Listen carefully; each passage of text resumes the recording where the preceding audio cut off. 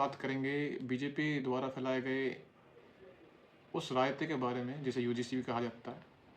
और वो रायता इतना ज़्यादा फैल चुका है ना कि अब वो समेटने में नहीं आ रहा इनके और किसी के भी। हर दिन हमें यूजीसी को लेकर कुछ ना कुछ बातें सुनने को मिल जाती हैं। और अभी रिसेंटली डीयू में, दिल्ली यूनिवर्सिटी में कुछ आंदोलन जीवियों ने प्रोटेस्ट किया क्योंकि उनका वो कोई पढ़ने लिखने का मुझे नहीं लगता कोई काम है। 24/7 उनका एक ही काम है, कहीं भी कोई आंदोलन हो रहा हो इस तरह का, या देश को तोड़ने की या देश को बांटने की बात हो, तो वहाँ वो ढपली लेकर पहुंच जाते हैं। तो उस आंदोलन में जो हुआ आपको वो देखना चाहिए।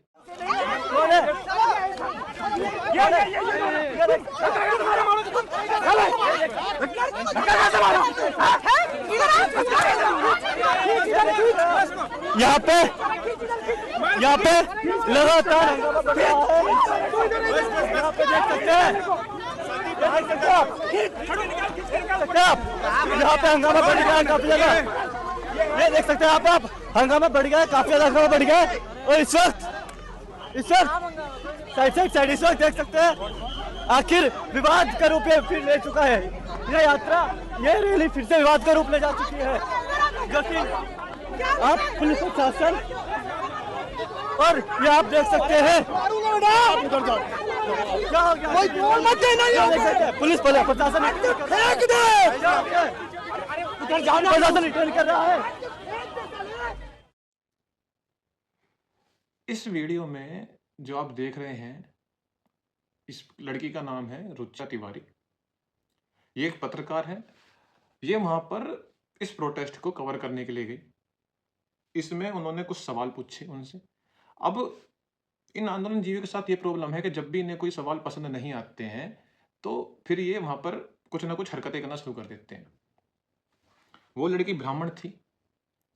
ब्राह्मण कह के कि ये तो ब्राह्मण है, इसे निकालो यहाँ से, इस तरह की बातें हुई। और आप देख सकते हैं कैसे उस लड़की के पीछे सारे के सारे पड़ गए।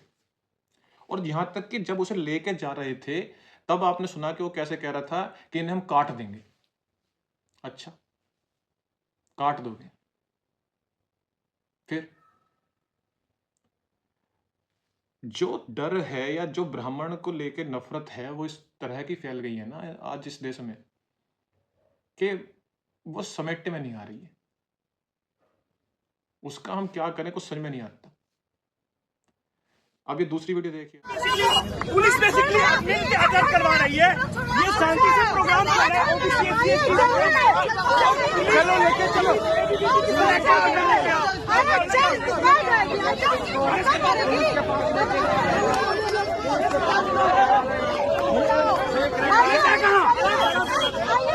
आइए चलिए। पुलिस है कहाँ?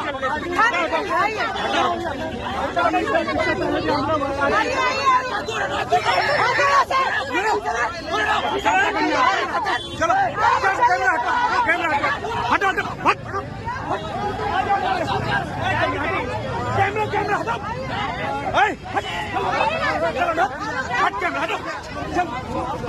धक्का क्यों मार रहे हैं? आज इसको पता चलेगा।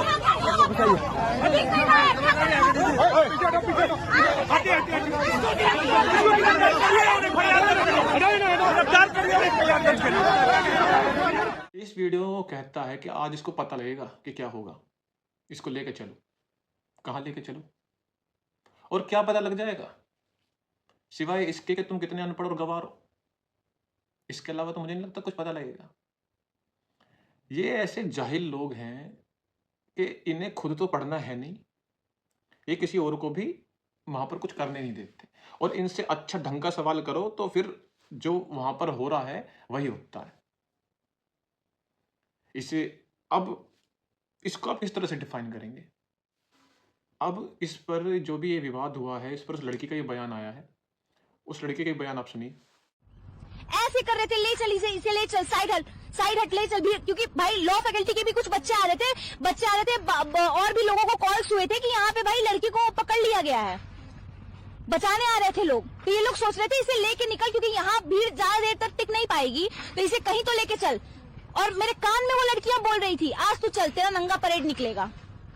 मेरे कपड़े फाड़े जा रहे थे। कहाँ गई वो फेमिनिस्ट? कहाँ गया उनका सारा फेमिनिज्म? हाँ, मेरे कपड़े जब पीछे से उठाए जा रहे थे, कहाँ गया उनका फेमिनिज्म? मेरे कपड़े उठाए जा रहे थे, मेरे कपड़े पीछे से फाड़े जा रहे थे, मुझे इम्प्रॉपरली टच किया जा रहा था, मैं वहां कुछ नहीं कर पा रही थी, निहत्ती थी, मेरे दोनों हाथ पकड़े गए थे, मेरा गला पकड़ा गया था, पीछे से दबाया जा रहा था, पुलिस वहां खड़ा होकर तमाशा देख रही थी।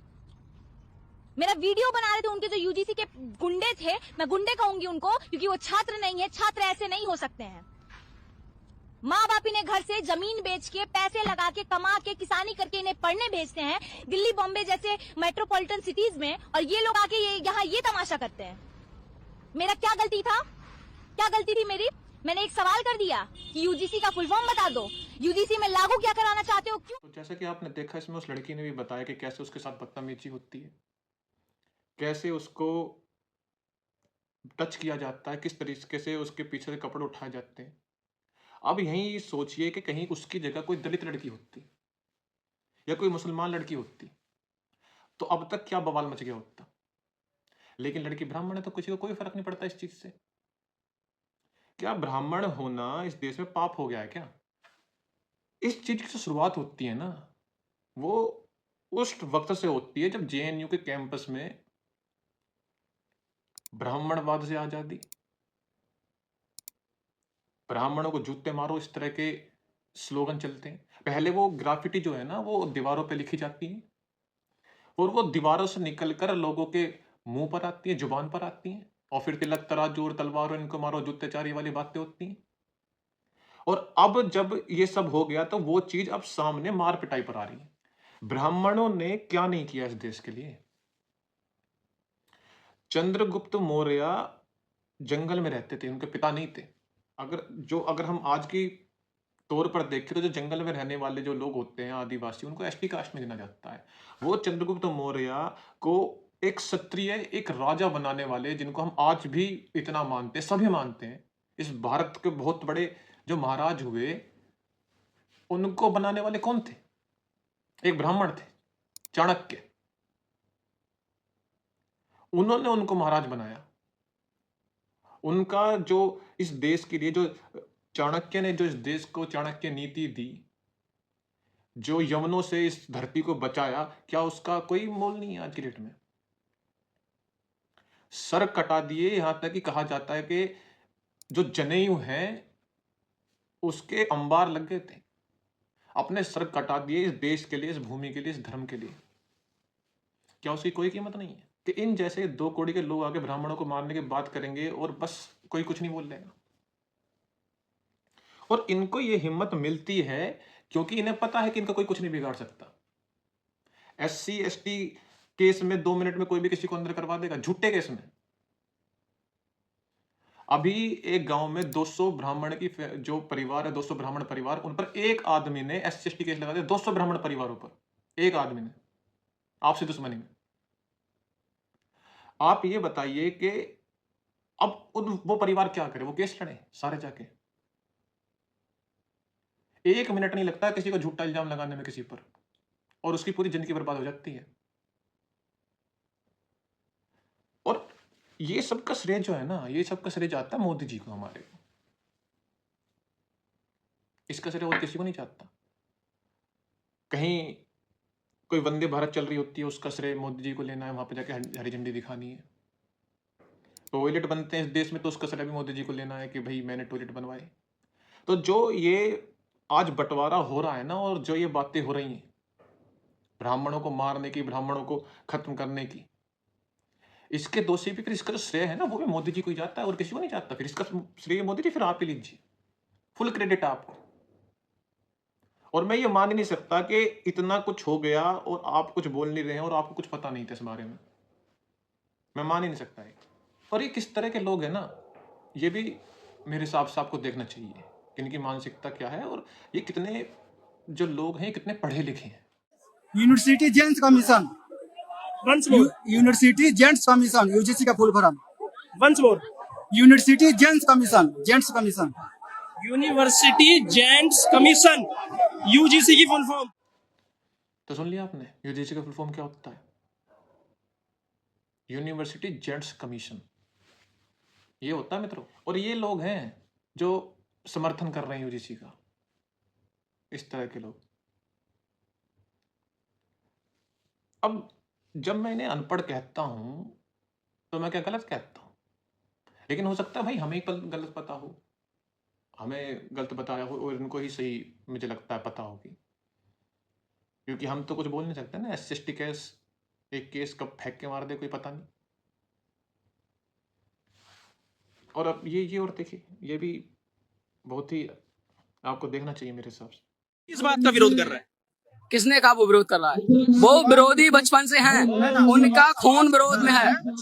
वो ऐसी गंदी मानसिकता के लोग हैं। श्रवण समाज, देखिए, वो ऐसी गंदी मानसिकता के लोग हैं जो गोबर खा के ज्ञान आता है उनको गोबर खा के ज्ञान आता है, उनको पढ़ने से ज्ञान। जो जनरल के लोग हैं, जो सामान्य वर्ग के लोग हैं, उनको गोबर खा के ज्ञान आता है। पहले ऐसी बातें ना मुसलमानों के या फिर पाकिस्तानी के मुझसे सुनते थे कि हिंदू तो गाय का मूत्र पीता है, गोबर खाता है, और आज ये बातें हमें यहाँ पर भी सुनने को मिल रही हैं। इस तरह की नफरत लेके चलते हैं लोग, और इनकी नफरत से जो सामान्य वर्ग है वो सुरक्षित रहेगा। उन पर ये झूठा इल्जाम नहीं डालेंगे इस नफरत में, इसकी क्या गारंटी है? कोई गारंटी नहीं है ना इसकी। तो सामान्य वर्ग आखिर करे तो क्या करे? कहां वो जाकर अपनी अर्जी लगाए, या फिर बस इसी चक्कर में वो केस लड़ता रहे?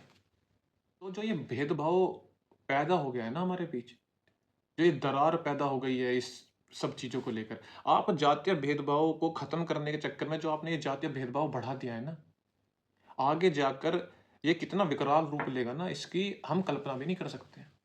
और मुझे ये लगता है जो दरार है ना, इसकी नींव तब से ही डल गई थी जब आपने किसी एक शख्स को भगवान बनाने का एक प्रण ले लिया था। मुझे लगता है इतना भीमराव अंबेडकर का नाम और संविधान का नाम तो कांग्रेस और आपकी सपा, बसपा, इन सब ने मिलकर भी नहीं लिया होगा जितना पिछले कुछ टाइम में अकेली भाजपा ने ले दिया है। भीम, आपने यूपीआई निकाला तो वो भी भीम के नाम से, चलो उसमें हमें कोई दिक्कत नहीं है, निकाल दे, चलो अच्छी बात है। उसके बाद में आप भीम पंच तीर्थ बनाते हो। पंच तीर्थ, तीर्थ का मतलब होता है भगवान के धाम, और आपने उस शख्स को एक इंसान से भगवान बनाने में कोई कमी नहीं छोड़ी। फिर उसके बाद में आप, फिर लोग खुद लग गए कि भीम चालीसा कर रहे हैं, वो भीम के नाम पे शादियां हो रही हैं, हर तरफ भीम ही भीम हो रहा है, एकदम नीला हो जा रहा है पूरा समाज। आप किसी इंसान को भगवान बना देते हो ना, तो फिर उसका अपना एक धर्म शुरू हो जाता है। एक इंसान को अगर आप भगवान बना दो तो फिर उसके लिए लोग मरने और लड़ने को तैयार हो जाते हैं। अभी कुछ दिन पहले की ये 26 जनवरी की वीडियो है जहां पर एक नेता जो है वो कुछ भाषण दे रहे थे, उसने अंबेडकर का वहां पे नाम नहीं लिया, तो बाहर खड़ी हुई पुलिस वाले जो कि ऑन ड्यूटी है, वो इस चीज पे वहां पर उस नेता पे भड़क जाते हैं, कैसे भी हम भीमराव अंबेडकर का आपने नाम नहीं लिया। जहां मतलब कोई नेता पुलिस वालों को धमकाता था, वहां आज ये हालत है कि पुलिस वाले भीमराव अंबेडकर का नाम लेके एक नेता को धमकाते हैं, नेता माफी मांगता है। नेता इस बात की माफी मांगता है कि मुझसे गलती हो गई, मैं उनका नाम नहीं लिया, क्योंकि उसको पता है कि इस बात के ऊपर ही झगड़े हो जाएंगे। क्योंकि भाई आप किसी को भी कुछ बोल सकते हो, पर अगर भीमराव अंबेडकर कुछ करे तो ब्लास्फेमी हो जाएगी। इस तरह का रोल आपने गढ़ दिया है। एक वर्ग को आपने इतना उससे सब कुछ छीन लिया कि उसके पास अपने डिफेंस के लिए भी कुछ नहीं है, और एक वर्ग को आपने इतनी ताकत दे दी कि वो एक छोटे से बयान पर किसी को भी जेल भिजवा सकता है। और जब इस तरह की चीजें होती हैं ना, तो फिर समाज में एकता आने के बजाय समाज में दूरियां बढ़ती हैं। क्योंकि एक के पास जब बहुत ज्यादा पावर हो जाएगी और दूसरे के पास में कुछ नहीं होगा, तो जो दूसरा समाज है ना, जिसके पास बहुत ज्यादा पावर है, वो उसका गलत इस्तेमाल करेगा ही करेगा। और खासकर तब अगर वो उसका गलत इस्तेमाल करे तो उस पर कोई कार्रवाई ना हो, उस पर कोई सजा भी ना हो, तब तो वो जरूर करेगा।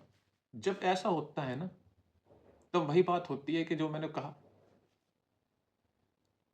कि वो ग्राफिटी जो दीवार पर थी, ब्राह्मण भारत छोड़ो से जबान पे आती है, जबान से फिर वो इस सब हाथापाई और मारपीट पे चलती हैं, आज उस लड़की को छेड़ा है, आज उस लड़की को इस तरह से परेशान किया है, कल को किसी लड़की के साथ ये कुछ भी कर देंगे जो ब्राह्मण की लड़की है, क्योंकि उनके मन में तो ब्राह्मण को लेकर इतनी नफरत है ना कि कल को तो उनके लिए कोई ब्राह्मण की कोई औकात ही नहीं रह जाएगी ना। जब कोई आदमी आपसे कह सकता है कि ब्राह्मण होता तो मैं मारता, तो फिर उनकी बहन बेटी की क्या इज्जत रह जाएगी? वो भी तो ब्राह्मण है। आज उसे छेड़ा है, आज उसके साथ इस तरह की बदतमीजी करी, कल को उसके साथ कुछ गलत कर्म भी कर देंगे तो उन्हें तो इस बात से कोई फर्क नहीं पड़ेगा ना, क्योंकि जिसकी औकात ही नहीं है, उनकी नजरों में जिसकी कोई औकात ही नहीं है, उसके साथ तो कुछ भी करेंगे फिर। और क्या गारंटी है कि आज जो दीवारों से निकलकर चीज आज यहां तक पहुंच गई है, कल को वो उससे आगे नहीं बढ़ेगी? क्या कोई इसकी गारंटी ले सकता है? और वही है कि आप मोदी जी हमें बटोगे तो कटोगे का चूर्ण खिलाते रहे और हम भी खुशी खुशी खाते रहे, और उधर से उन्होंने ऐसा कांड कर दिया कि अब बस क्या बोलने, कुछ समझ में नहीं आता है। खैर, मैं यहीं अपनी वाणी को विराम देता हूँ। इस पर आपका क्या कहना है कमेंट के माध्यम से मुझे ज़रूर बताएं, और चैनल को सब्सक्राइब करें ताकि इतना महान काम करने के लिए मोदी जी तक मैं अपना धन्यवाद जरूर पहुंचा सकूं। जय श्री राम।